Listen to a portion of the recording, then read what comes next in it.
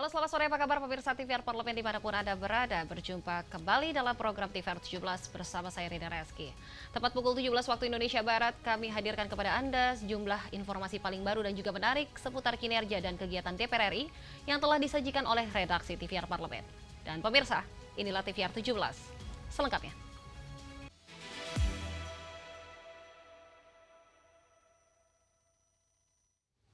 Kita awali berita sore hari ini dari Komisi 6 DPR RI yang mendorong penguatan transparansi dan juga inovasi skema pembiayaan untuk memperkuat industri gula nasional, serta memastikan kebijakan yang diterapkan dapat memberikan kepastian dan juga keadilan bagi petani tebu. Anggota Komisi 6 DPR RI Abdul Hakim Bafagi menegaskan pentingnya transparansi dan inovasi skema pembiayaan untuk memperkuat industri gula nasional. Menurutnya, di samping pembenahan tata niaga dan peningkatan kapasitas produksi, kebijakan yang berpihak kepada petani tebu harus diperkuat.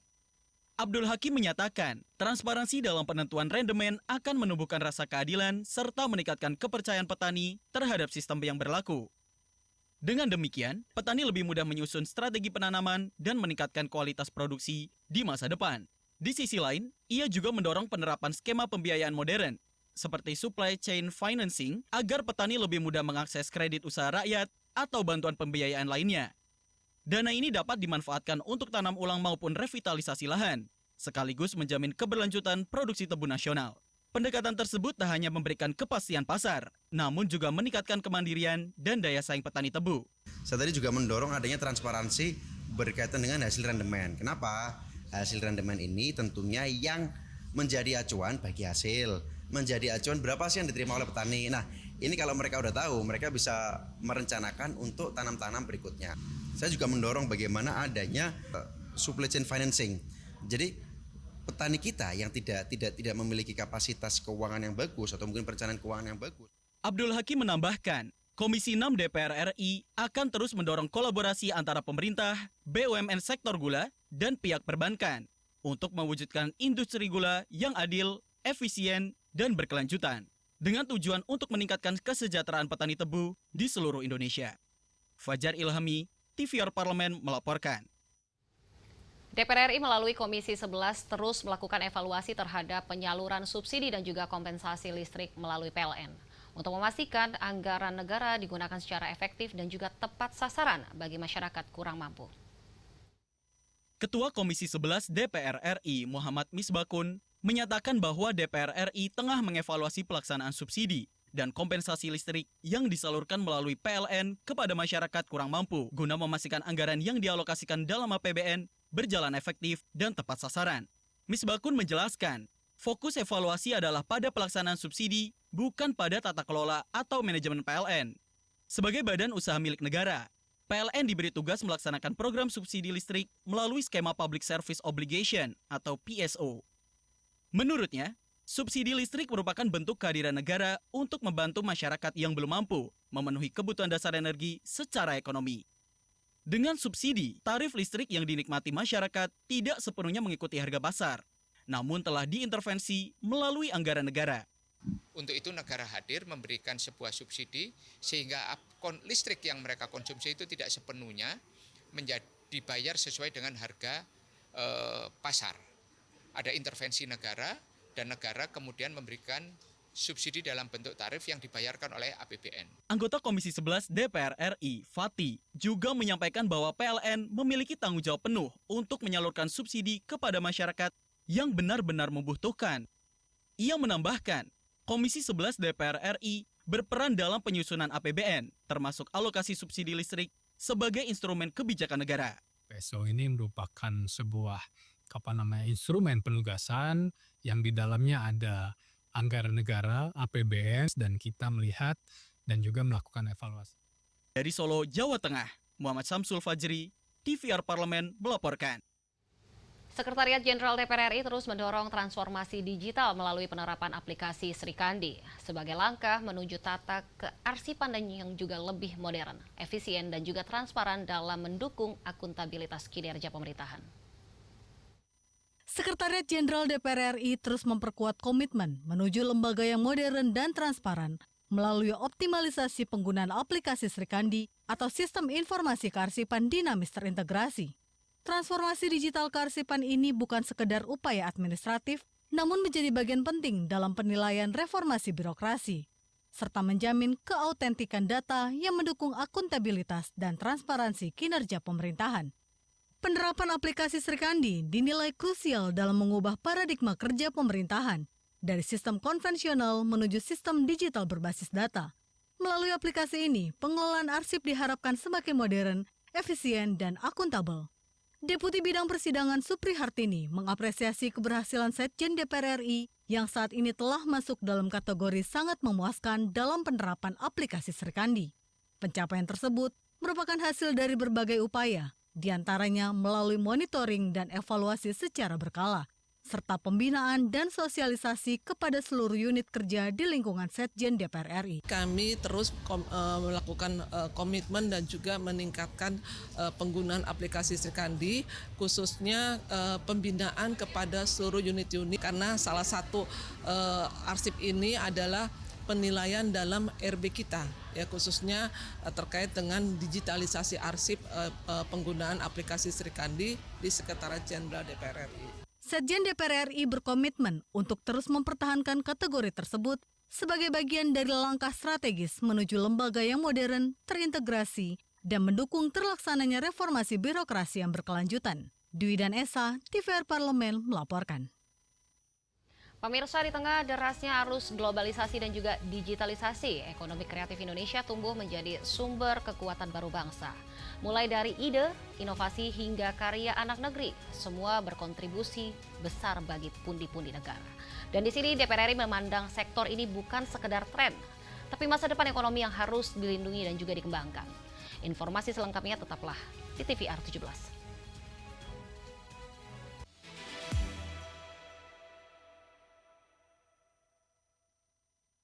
Ngomongin soal ide, kreativitas, gagasan, inovasi, sejauh mana sih di Indonesia tiga hal itu? Negara kita ini negara kepulauan, sehingga karena dia kepulauan, keragamannya jadi banyak sekali. Nah, keragaman ini yang kemudian punya karakter-karakternya sendiri. oke. Karakter ini yang adalah pusat-pusat kreativitas. Begitu rajinnya beliau mendatangi satu pameran ke pameran lain, itu sebenarnya tugas, Ya.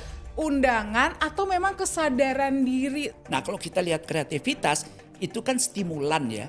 Jadi kayak kita lihat pameran grafis. Dari pameran grafis selalu lihat langsung berpikir, oh bisa nih yang ini diterapkan di kabupaten. Apakah kekuatan etnik ini sudah dipahami dari ujung Papua sampai dengan Aceh? Atau dari Merauke sampai dengan Sabang? Tantangan kreativitas saat ini juga bagaimana sesuatu yang tradisi ini bisa tampilannya, bukan bobotnya ya, tampilannya harus ngepop. Itu kan makna-makna yang terkandung dari motif-motif wastra kita. Oke. Nggak ada di dunia yang kayak gitu, nggak ada. Hanya Indonesia. Yang perlu difahami semua masyarakat, local is the new global.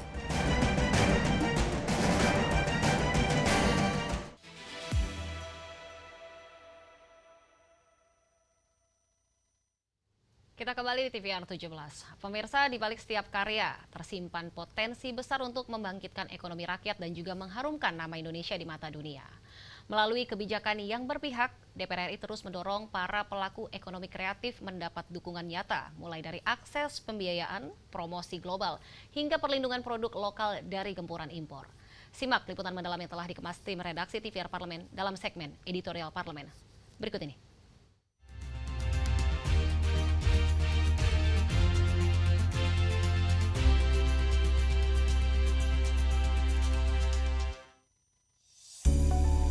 Meski sering dipandang sebelah mata, pertumbuhan sektor ekonomi kreatif di tanah air kian nyata.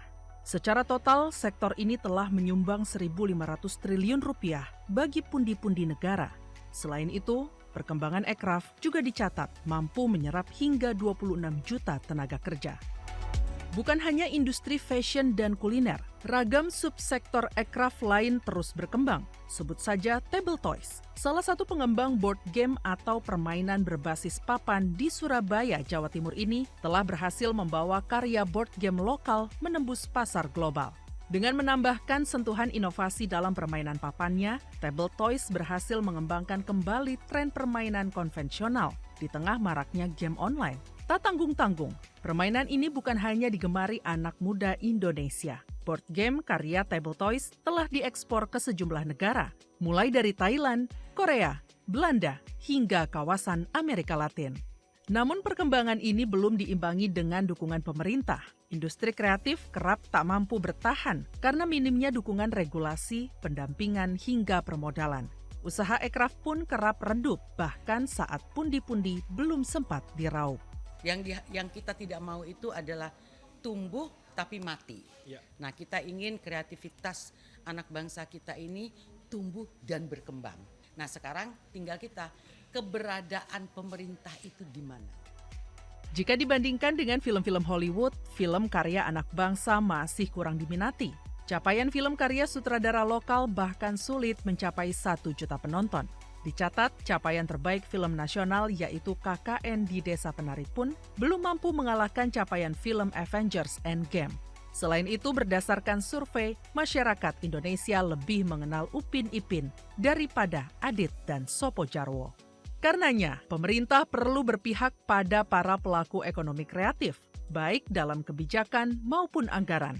Sejumlah stimulus harus diberikan, mulai dari bantuan modal hingga relaksasi pajak. Pemerintah perlu menyusun strategi jangka panjang agar pertumbuhan industri ini tak hanya sesaat, tetapi juga berkelanjutan dan berkontribusi pada ekonomi nasional. Serapan tenaga kerja dari ekraf itu mencapai sekitar 21 juta. Bahkan ada yang mengatakan 26 juta. Bayangkan, kalau ini bisa dikembangkan dengan bagus, dengan anggaran yang cukup, ya tahu enggak seperti sekarang ini 270 miliar. Dikembangkan dengan anggaran ini, ABT-nya mereka baru masih mengajukan kan, mereka ini belum turun-turun. Jadi ini kalau ABT-nya turun, ya ekraf ini akan bisa terdorong lebih keras lagi, lebih meningkat lagi. Yang kecil aja ini terseok-seok mereka masih bisa sedikit membantu di dalam pengembangan ekraf yang ada di Indonesia. Keberpihakan pemerintah juga perlu ditunjukkan melalui perlindungan ekraf nasional dari gempuran produk impor murah.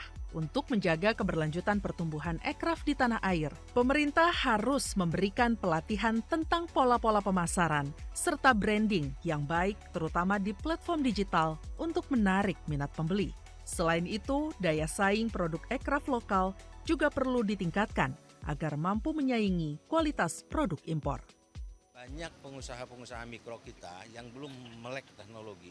Produk-produk mereka itu masih dipasarkan masih dengan pola-pola yang konvensional. Tapi nantinya juga akan kita dorong bahwa platform-platform yang ada sekarang ini lebih pro terhadap produk nasional, terhadap produk lokal.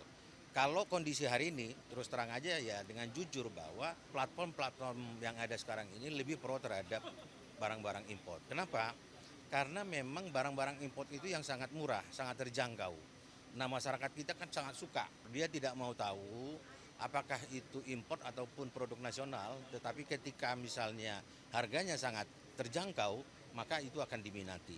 Nah, ini yang menjadi solusi ke depan yang harus kita lihat, kita urai bagaimana supaya pelaku usaha mikro kita ini bisa kita dorong memanfaatkan platform-platform digital yang ada sekarang ini untuk menjadi marketplace. Tim redaksi TVR Parlemen melaporkan.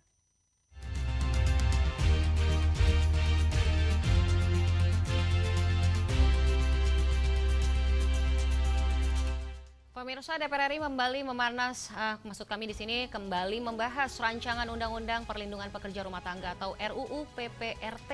Dan tentunya pembahasan ini menjadi bukti komitmen DPR RI dalam menghadirkan regulasi yang memberikan kepastian hukum dan juga perlindungan layak bagi jutaan pekerja rumah tangga di Indonesia. Informasi selengkapnya usai jeda, tetaplah bersama kami di TVR 17.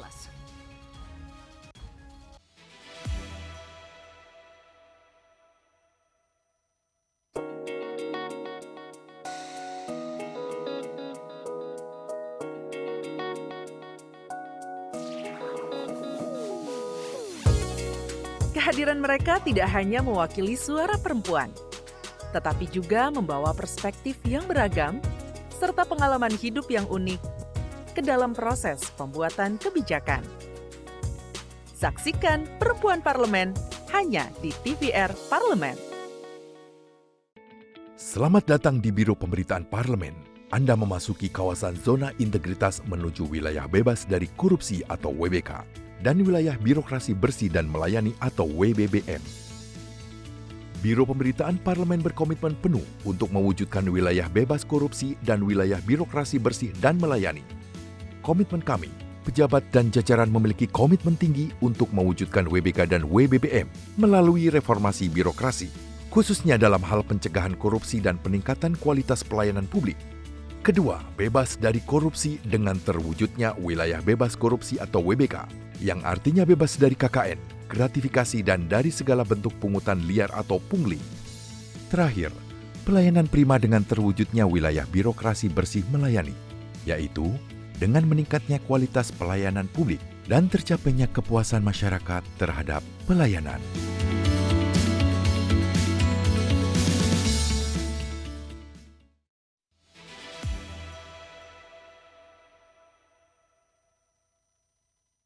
Terima kasih Anda masih menyaksikan TVR 17. Pemirsa, rancangan Undang-Undang PPRT diyakini segera menjadi jawaban atas pengakuan, perlindungan hak, serta peningkatan kesejahteraan pekerja rumah tangga sebagai bagian dari tenaga kerja yang berkontribusi besar dalam kehidupan sosial dan juga ekonomi bangsa. Untuk selengkapnya, berikut laporan rekan kami, Elisa Purba dari Gedung DPR RI, Senayan, Jakarta. Silakan Elisa. Baik, terima kasih dan pemirsa, saya Elisa Purba melaporkan langsung untuk Anda dari ruang sidang Badan Legislasi DPR RI. Dan seperti yang kita ketahui bahwa rancangan Undang-Undang Perlindungan Pekerja Rumah Tangga atau PPRT saat ini kembali dibahas di DPR RI setelah sebelumnya sempat tertunda dan carry over di periode saat ini. Tentu kita berharap bahwa undang-undang ini bisa memberikan perlindungan hukum yang komprehensif dan juga adil bagi pemberi pekerjaan atau penyedia jasa dan juga para pekerja dan juga para pengguna jasanya. Dan untuk membahas terkait dengan hal ini sudah bersama dengan saya Wakil Ketua dari Badan Legislasi DPR RI Bapak Ahmad Doli Kurnia Tanjung dari fraksi Golkar Dapil Sumatera Utara 3. Bapak, terima kasih atas waktunya. Kita melihat bahwa Undang-Undang PPRT ini merupakan carryover dari periode sebelumnya, Pak. Sempat tertunda. Apa yang dibahas, poin-poin baru yang ingin diajukan DPR RI agar undang-undang ini menjadi lebih komprehensif, Pak? Ya, tentu pertama kita menyesuaikan, mencari titik tengah ya. Karena kan selama ini seperti ada pertentangan yang dihadap-hadapkan ya antara si pemberi kerja dengan si pekerja rumah tangga ini. Jadi begitu kita bicara tentang perlindungan, dikhawatirkan atau ada khawatiran selama ini pemberi kerja ini merasa terbebani terlalu besar dan tanggung jawab gitu. Nah, jadi memang sebetulnya kita mau meluruskan bahwa antara pemberi kerja dengan pekerja rumah tangga ini bukan hubungan industrial gitu. Karena kan negara kita ini sebenarnya negara yang secara kultural penuh dengan rasa kekeluargaan. Jadi banyak sebetulnya kan para pekerja rumah tangga itu dianggap oleh si pemberi kerja atau keluarga pemberi kerja itu kan sudah menjadi bagian keluarga yang tidak perlu ada semacam ya kontrak dan segala macam. Makanya penyelesaiannya adalah jadi ikatan kerja itu bisa dipilih antara kesepakatan dengan kontrak kerja. Jadi kalau mau kesepakatan silakan, kalau mau kontrak kerja juga silakan gitu. Nah, itu menjadi satu titik temu. Nah, yang kedua juga kita berpikir tentang ya munculnya kata perlindungan itu kan karena ada beberapa kasus ya yang selama ini misalnya terjadi bullying gitu ya, atau kemudian ada semacam dalam tanda petik penyiksaan dan seterusnya terhadap pekerja rumah tangga. Nah, kita lebih menekankan kepada itu. Nah, kemudian yang ketiga juga nanti diatur dalam undang-undang ini soal adanya hubungan tiga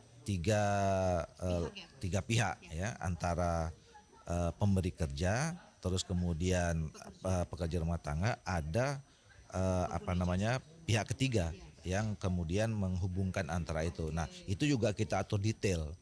Nah, hari ini juga kita sedang mengundang BUMN yang selama ini menangani soal asuransi, BPJS Tenaga Kerja dan BPJS Kesehatan. Nah, kita sedang berpikir bagaimana supaya memang untuk lebih menjamin ya si pekerja rumah tangga ini untuk bisa bekerja secara nyaman, aman, kemudian kesehatannya juga bisa terjamin. Kalau terjadi apa-apa juga misalnya ada yang cover gitu ya. Nah ini sedang kita mau pikirkan bagaimana supaya memang mereka bisa ikut masuk terdaftar menjadi peserta BPJS Tenaga atau BPS Kesehatan. Walaupun BPS Kesehatan itu kan sebenarnya sudah menjadi kewajiban ya negara untuk mengcover semua gitu. Tapi ini mempertegas saja gitu. Kira-kira itu. Ini poinnya berarti saya tangkap untuk perlindungan dan juga kesejahteraan dari pekerja rumah tangga, Pak. Nah, apa yang membedakan antara Undang-Undang PPRT ini dengan Undang-Undang Ketenagakerjaan yang sudah ada, Pak? Nah, dia kan jadi ini undang-undang yang lebih spesifik lagi ya, makanya lex spesialis. Jadi kalau tenaga kerja kan umum ya. Nah, tadi seperti dijelaskan, misalnya ya kalau bicara tentang soal asuransi ketenagakerjaannya sudah berbeda. Jadi kalau di dalam kontrak kerja atau kesepakatan, dia dikategorikan sebagai pekerja informal. Nah, tetapi kalau bicara tentang soal iurannya, dia dikenakan sebagai pekerja formal. Nah, itu kan yang membedakan antara dengan pekerja yang umum dengan yang pekerja. Jadi sebetulnya pekerja rumah tangga ini dianggap pekerjaan informal sesungguhnya. Yang tadi kalau misalnya bicara tentang undang-undang ketenagakerjaan itu lebih kepada hubungan industrial semata. Nah, tapi kalau ini kan nanti memang tadi seperti saya katakan tidak selamanya hubungan itu hubungan yang industrial. Karena dia satu pekerja informal, yang kedua memang kultur masyarakat kita tadi yang lebih banyak kekeluargaan itu. Sedikit Pak, sedikit lagi terakhir. Berarti apakah nanti para pekerja rumah tangga ini akan dikategorikan sebagai pekerja formal yang juga akan membayarkan pajak dari penghasilan mereka? Dan bagaimana DPR bisa memastikan bahwa Undang-Undang PPRT ini tidak merugikan salah satu pihak di antara pemberi kerja, pekerja dan juga pemakai jasanya, Pak? Ya, tentu tidak ada perubahan, tetap statusnya sebagai pekerja informal. Dan kalau kemudian nanti ada pajak apa segala macam, bahkan ini sekarang kita mau bicarakan, kalaupun misalnya nanti kita terapkan ada perlindungan melalui asuransi, itu tidak dibebankan kepada si pekerja, tetapi juga dibebankan kepada pemberi kerja. Nah, makanya kami hari ini tanya kira-kira berapa besarannya. Nah, kita tadi dapat kisaran ya antara kalau yang totalnya untuk BPJS Kesehatan dan Tenaga Kerja itu average cuma 50.000 lah per bulan ya. Yang saya kira itu bagi pemberi kerja tidak terlalu memberatkan ya. Nah, jadi hal-hal seperti itu sebetulnya yang mau kita perkuat dalam undang-undang ini. Statusnya tidak berubah sebagai status pekerja informal, tetapi perlindungannya kita maksimalkan tanpa juga kemudian memberikan beban terlalu besar kepada si pemberi kerja. Kira itulah jalan keluar dari undang-undang ini, dan mudah-mudahan mungkin dalam seminggu 2 minggu ini insya Allah undang-undang ini selesai. Baik, terima kasih Pak Doli atas diskusinya, dan pemirsa tentu kita berharap bahwa Undang-Undang PPRT ini di bawah pengawasan dari Badan Legislasi DPR RI bisa memberikan keadilan dan juga perlindungan hukum yang komprehensif baik kepada pekerja maupun pemberi kerja dan juga pengguna jasa. Sekian yang dapat saya laporkan untuk Anda, kembali ke studio. Pemirsa, selanjutnya apa saja yang menjadi sorotan di media online nasional pada sore hari ini? Tentunya usai jeda, tetaplah di TVR 17.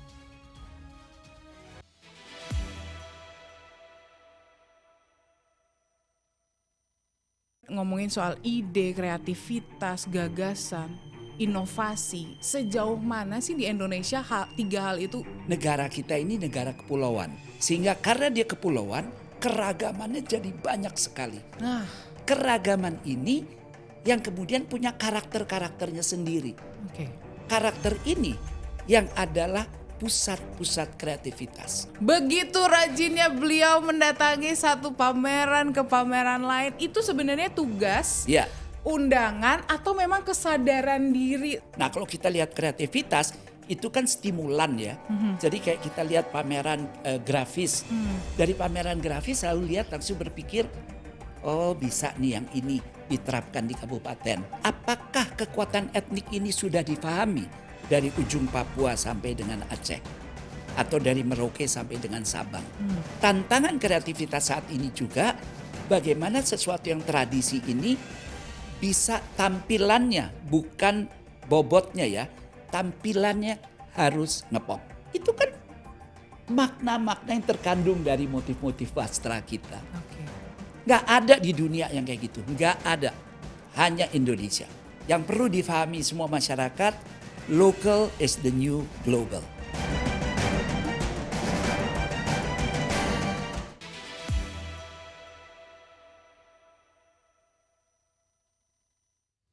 Kembali di TVR 17 pemirsa. Dan kali ini kita masuk ke segmen media online. Mari kita simak isu apa saja yang menjadi sorotan media serta tanggapan dari sejumlah anggota Dewan bersama rekan kami Zia Ulbar. Silakan Zia.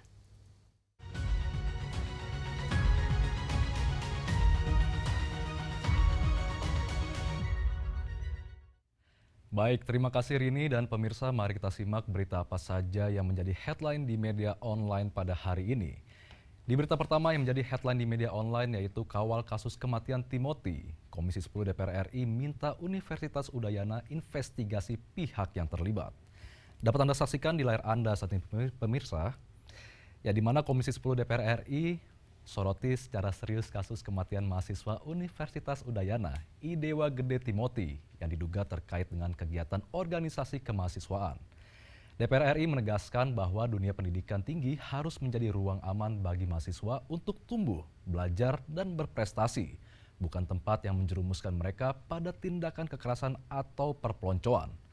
Oleh karena itu, Komisi 10 DPR RI desak pihak Universitas Udayana lakukan investigasi menyeluruh dan transparan terhadap seluruh pihak yang terlibat, serta memastikan tidak ada praktik kekerasan yang dibiarkan hidup di lingkungan kampus.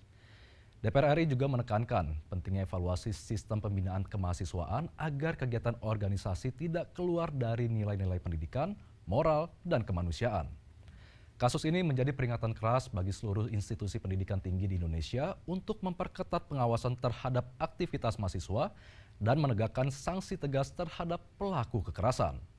DPR RI akan terus mengawal proses ini hingga keadilan bagi almarhum Timothy dan keluarganya benar-benar terwujud demi memastikan tragedi serupa tidak kembali terjadi di kampus manapun di Indonesia. Kita beralih ke berita selanjutnya yang menjadi headline di media online yaitu langkah cepat KPI jatuhkan sanksi ke Trans7 jadi momentum pengawasan ruang digital. Dapat kembali Anda saksikan pemirsa. Ya di sini Komisi 1 DPR RI apresiasi langkah cepat Komisi Penyiaran Indonesia dalam menjatuhkan sanksi kepada Trans7 atas pelanggaran isi siaran yang tidak sesuai dengan norma penyiaran publik.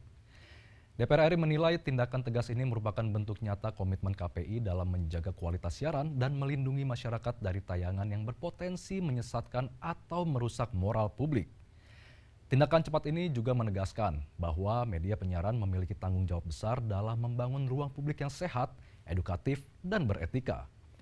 Lebih jauh, DPR RI melihat momentum ini sebagai titik penting dalam memperkuat pengawasan di ruang digital yang kini menjadi bagian tak terpisahkan dari ekosistem penyiaran nasional. Dengan pesatnya perkembangan media daring dan platform digital, prinsip-prinsip etika penyiaran harus tetap ditegakkan lintas medium. DPR RI mendorong KPI untuk memperluas jangkauan pengawasan serta memperbarui regulasi agar adaptif terhadap era digital sehingga kebebasan berekspresi tetap berjalan seiring dengan tanggung jawab moral dan sosial penyiaran. Dan pemirsa itu tadi headline di media online pada hari ini yaitu terkait kawal kasus kematian Timothy. Komisi 10 DPR RI minta Universitas Udayana investigasi pihak yang terlibat. Serta langkah cepat KPI jatuhkan sanksi ke Trans7 jadi momentum pengawasan ruang digital. Sekian dari saya Zia Ulbar, kembali ke rekan Rini.